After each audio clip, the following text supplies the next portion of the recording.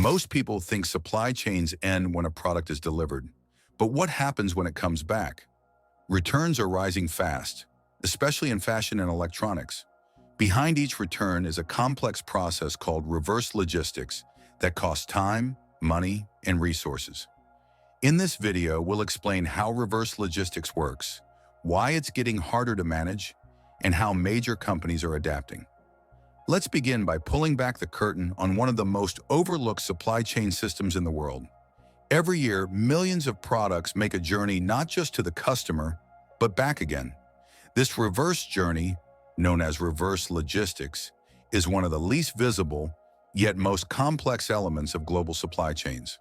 And as e-commerce accelerates, the scale of returns is no longer a marginal issue. It's an operational, financial, and environmental challenge, reshaping how companies think about logistics.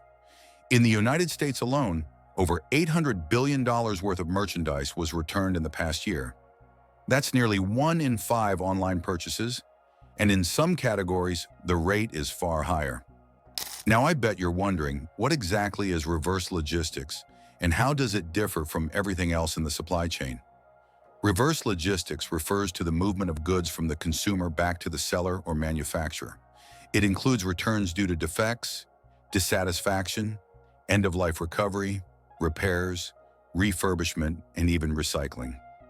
Unlike forward logistics, which is standardized and optimized, reverse logistics is variable, reactive, and often unplanned. It involves more inspection, more manual work, and far less predictability. From a strategic lens, reverse logistics is not just about handling returns, it's about value recovery. Let me show you just how big this return problem really is and why it's growing faster than ever.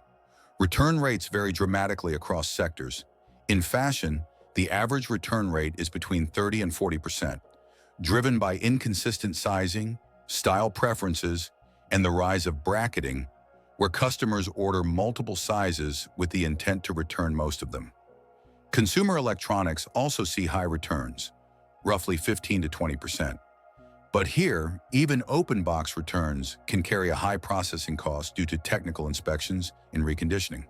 By contrast, categories like books or perishables have return rates below 5%, largely due to low resale value or shelf life limitations. The scale of the issue is compounded by free returns policies. Once a competitive advantage, now an industry norm that drives consumer behavior but erodes margins. But once a product is returned, what really happens next? Let me walk you through the journey. Returned items don't simply go back on the shelf. They enter a labor-intensive cycle involving physical inspection, repackaging or relabeling, restocking or re-inventorying, and routing for resale, refurbishment, or disposal. Each step introduces delays and variability. Unlike outbound shipments, which follow standardized processes, the condition of every returned item must be assessed individually. This means more touch points, more warehouse space, and more manual labor. In large-scale operations, returns processing often requires its own dedicated facilities and teams. According to research in global logistics and supply chain management, reverse logistics can cost up to 2 times as much as forward logistics per unit handled. Apparel returns may need steaming or relabeling. Electronics require functionality testing. Some items, especially fast fashion or seasonal goods, are too expensive to reprocess and are either liquidated at a loss or sent to landfill. Now let's take a closer look at the hidden costs no one talks about, the ones quietly eating into profits.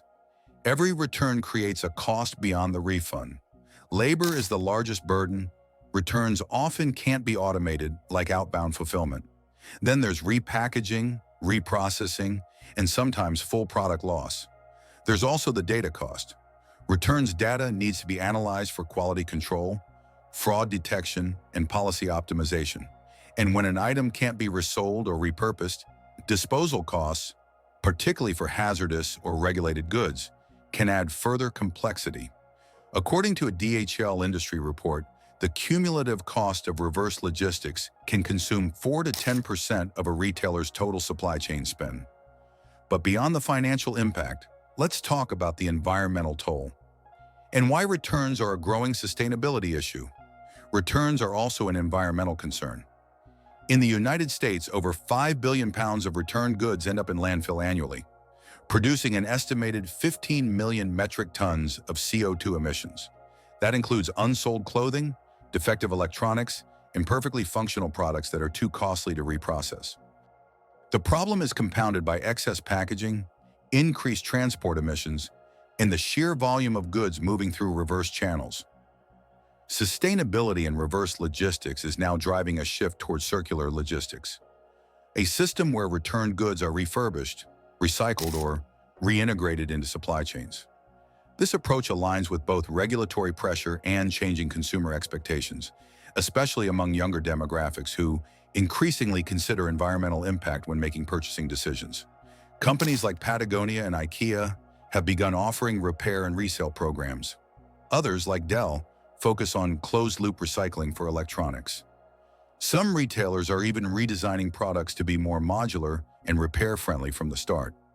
Circular logistics aims to reduce waste while recovering value, but it requires infrastructure, tracking, and a shift in how companies design their products and packaging from the outset.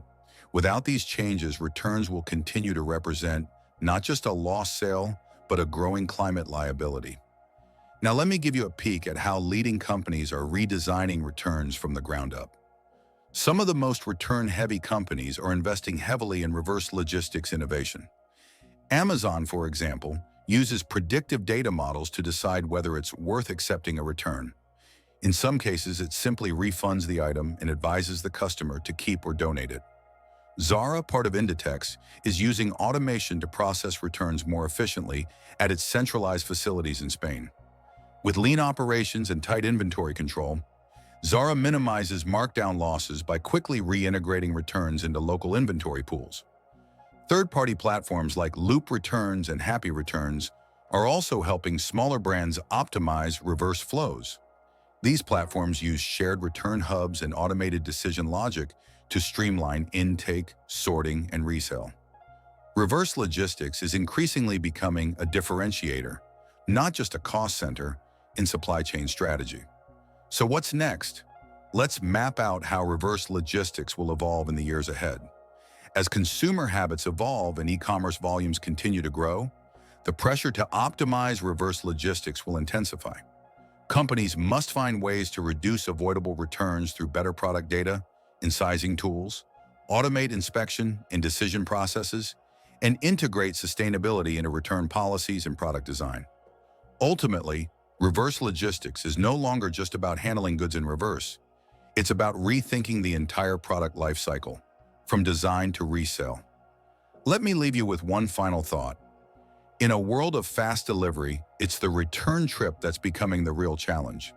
In supply chains, speed gets the spotlight, but reverse logistics exposes a quieter, costlier complexity.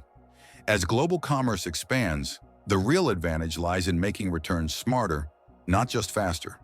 Brands that get this right will be better positioned to move forward. If you found this breakdown helpful and want more data-driven stories on global logistics and supply chains, consider subscribing. Thanks for watching.